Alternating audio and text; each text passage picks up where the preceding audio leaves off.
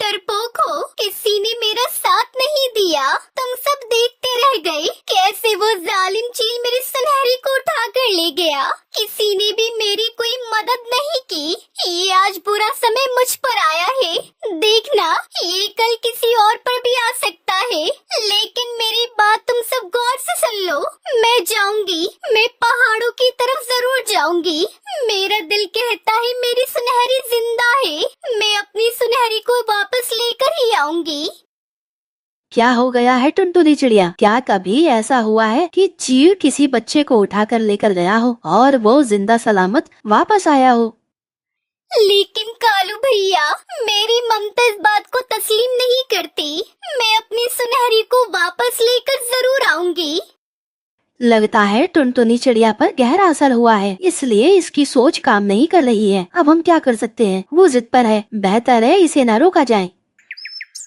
टुनटुनी चिड़िया अपनी बेटी सुनहरी के साथ हरी घास के घर में रहती थी। उसकी बेटी सुनहरी को चील उठाकर ले जाता है, लेकिन वो इस बात को मानने से इनकार करती है कि उसकी बेटी को वो चील खा गया है। ना जाने उसका दिल क्यों कह रहा था कि उसकी बेटी जिंदा है। फिर टुनटुनी चिड़िया अकेले ही अपनी बेटी की तलाश में पहाड़ों की तरफ चली जाती है। उड़ते उड़ते टुनटुनी चिड़िया बहुत दूर निकल जाती है। सारा दिन सफर करने के बाद वो बहुत थक जाती है और एक पेड़ पर बैठ जाती है।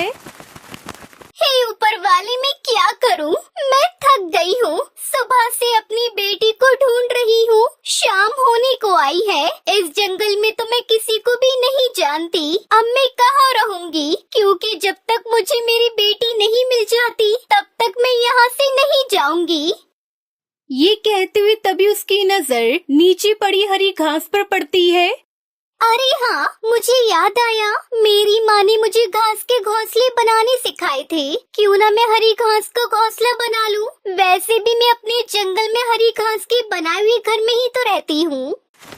ये कहकर टुनटुनी चिड़िया नीचे पड़ी हरी घास से अपना हरी घास का घर बनाने लगती है। कुछ देर की मेहनत के बाद वो वहाँ पर एक सुंदर सा हरी घास का घर बनाकर तैयार कर लेती है। उसी के पास में एक दूसरे पेड़ पर बंटी कबूतर अपनी पत्नी के साथ रहता था। वो टुनटुनी को वहाँ देखकर उससे पूछता है, चिड़िया बहन, लगता है किसी और जंगल से आई हो, जो इतनी मेहनत से तुमने अपना हरी घास का घर तैयार किया है। हाँ कबूतर भैया, मैं साथ वाले जंगल से आई हूँ। आज सुबह जालिम चील मेरी नन्ही बच्ची को उठाकर ले गया, इसलिए मैं अपनी बेटी की तलाश में पहाड़ों की तरफ जा रही हूँ। पर मैं बहुत थक गई हूँ और मेरे पास रहने के लिए कोई ठिकाना नहीं था, इसलिए मैंने अपने लिए घास का घर तैयार कर लिया। चिड़िया बहन, मुझे ये जानकर बहुत दुख हुआ, लेकिन वह जालिम चील उस नन्ही जान को तो खा गया होगा। नहीं बंटी भैया, ऐसा नहीं हो सकता। मेरा दिल कह रहा है मेरी बेटी सुनहरी जिंदा है। चिड़िया बहन, काश ऐसा ही हो। इस जंगल में एक जालिम चील रहता है, वो कुछ दिनों पहले मेरे बच्चों को भी ले गया है। ऐसा करे बंटी भैया, आप मेरे साथ मेरे हरी घास के घर में चले, ताकि आप उस जालिम चील को ढूंढने में मेरी मदद कर सके। फिर बंटी कबूतर अपनी पत्नी बबली कबूतरी के साथ टुनटुनी चिड़िया के हरी घास के घर में चला जाता है।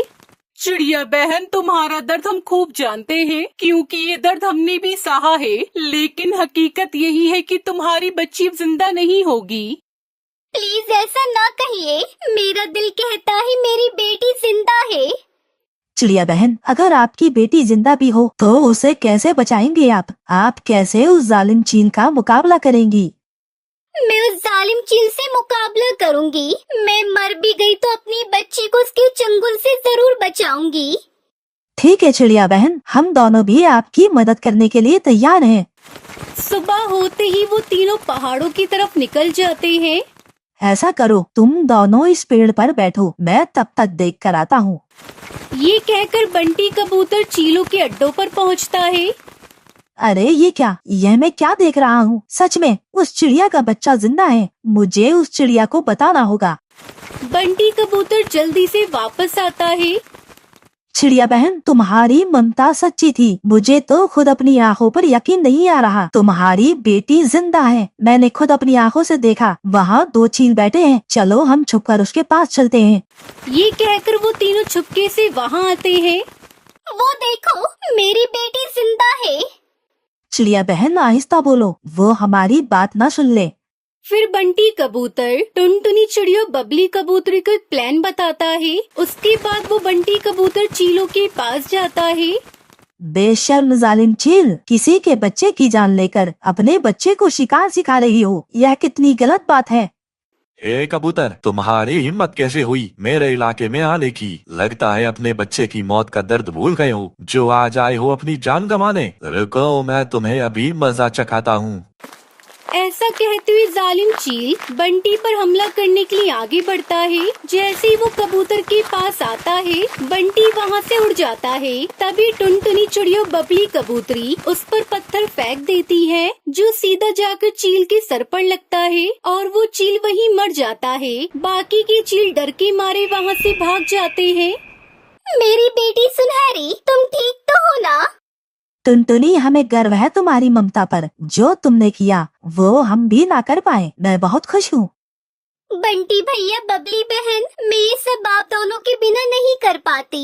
इसलिए मैंने जो हरी घास का घर बनाया है, मैं चाहती हूँ आप दोनों उस घर में रहें, क्योंकि गर्मी का मौसम आने वाला है। आपको हरी घास के घर में बहुत ठंडक महसूस होगी। फिर टुनटुनी चिड़िया अपनी सुनहरी को लेकर वहाँ से चली जाती है। टुनटुनी चिड़िया के दिल को अब सुकून मिल गया था। वो जल्दी अपने जंगल वापस आ जाती है। अरे टुनटुनी चिड़िया, हमें तो अपनी आंखों पर विश्वास ही नहीं हो रहा कि तुम वापस आ गई हो। हमें तो लगता था कि तुम भी जान से जाओगी, लेकिन तुम तो अपनी बेटी को भी साथ ले आई हो। कालू भैया, मैं सिर्फ अपनी बेटी को ही वापस नहीं लेकर आई, बल्कि मैं जालिम चील को भी मार कर आई हूँ, ताकि वो किसी और बच्चे को ना उठा सके। ये कहकर टुनटुनी चिड़िया वहाँ से चली जाती है और अपनी बेटी सुनहरी के साथ खुशी खुशी अपने हरी घास के घर में रहने लगती है।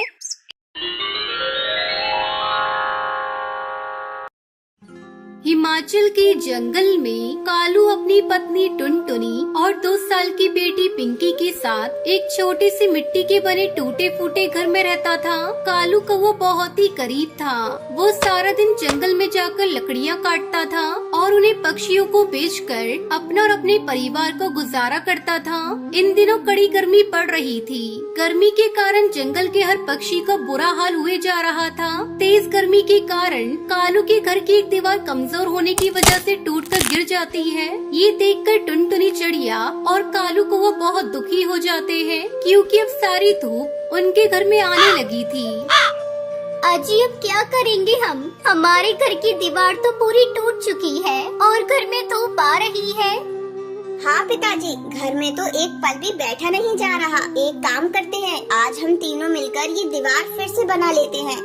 तब तक आप लोग हमारे इस वीडियो को लाइक और अगर आपने हमारे चैनल को सब्सक्राइब नहीं किया है तो जल्दी से सब्सक्राइब कर लें और कमेंट सेक्शन में जरूर बताएं कि आपको हमारी ये कहानी कैसी लगी। मिट्टी की दीवार कब तक बनाते रहेंगे हम? वो हर 2 महीने के अंदर गिर जाती है और हमारा ये घर भी कितना कमजोर हो चुका है, पता नहीं ये कब गिर जाए। तो क्या करे टुनटुनी, दीवार तो बनानी ही होगी ना, वरना ऐसे गर्मी में कैसे रहेंगे हम? दिन में गर्मी, रात में गर्मी, ऐसे तो हम तीनों बीमार हो जाएंगे। पिताजी, मेरी दोस्त लूसी है ना, उसके पिताजी ने घास का घर बनाया है और वो उसी में रहते हैं। यहाँ तक कि उन्होंने घास के तिनके से 4 घर बनाए हैं। एक घर में वो रहते हैं और बाकी के घर उन्होंने किराए पर दे दिए हैं। घर के साथ साथ उनकी कमाई भी अच्छी होती है। हम भी ऐसा कुछ करते हैं ना। और मैंने सुना है धूप में घास के ऊपर पानी डालने से वो घास एकदम ठंडी हो जाती है, जिससे उस घास के घर के अंदर बहुत ठंडा लगता है। गर्मी बिल्कुल महसूस नहीं होती उसमें। क्या जी, हम भी ऐसा ही कुछ करते हैं ना। अगर हमारा भी घर घास का होगा तो कितना अच्छा होगा ना। और घास के लिए हमें कौन से पैसे देने होंगे? वो तो जंगल में ऐसे ही मिल जाती है। चलिए, हमें जंगल में जाकर घास ढूंढनी होगी। टुनटुनी के कहने पर तीनों उसी समय जंगल की ओर निकल पड़ते हैं। गर्मी के मौसम के कारण सारे पेड़ पौधे सूख चुके थे। जंगल में कहीं पर भी घास का नामो निशान नहीं था। हम तो कितनी दूर तक आ चुके हैं, पर यहाँ तो कहीं पर भी घास नहीं है। हरी घास कहाँ से लाएंगे हम? बस हम इससे आगे नहीं जा सकते। यहाँ से थोड़ी दूरी पर एक विशाल जंगल है, सुना है वहाँ बहुत से जंगली जानवर रहते हैं। वहाँ जाना हमारे लिए सुरक्षित नहीं होगा। क्या जंगली जानवर? अरे बाप रे, नहीं जी, हम वहाँ नहीं जाएंगे। चलिए हम वापस घर चलते हैं, वैसे भी थोड़ी समय में अंधेरा हो जाएगा। चलो पिंकी बेटा, हम घर चलते हैं।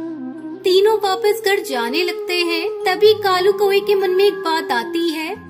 लगता है घास के ना मिलने से मेरी बेटी उदास हो गई है। कितनी दुखी लग रही है ये। नहीं नहीं, मैं अपने बच्चे को ऐसे उदास नहीं देख सकता। टुनटुनी, मैं क्या कहता हूँ, तुम और पिंकी घर चले जाओ। देखो अंधेरा भी होने वाला है। आज मैं लकड़ियाँ तोड़ने भी नहीं गया जंगल में, तो मैं यहाँ आ ही गया हूँ, तो थोड़ी लकड़ियाँ तोड़ लेता हूँ। इन्हें बेचकर थोड़े पैसे मिल जाएंगे। तो तुम दोनों घर जाओ, मैं थोड़े समय में लकड़ियाँ लेकर आता हूँ।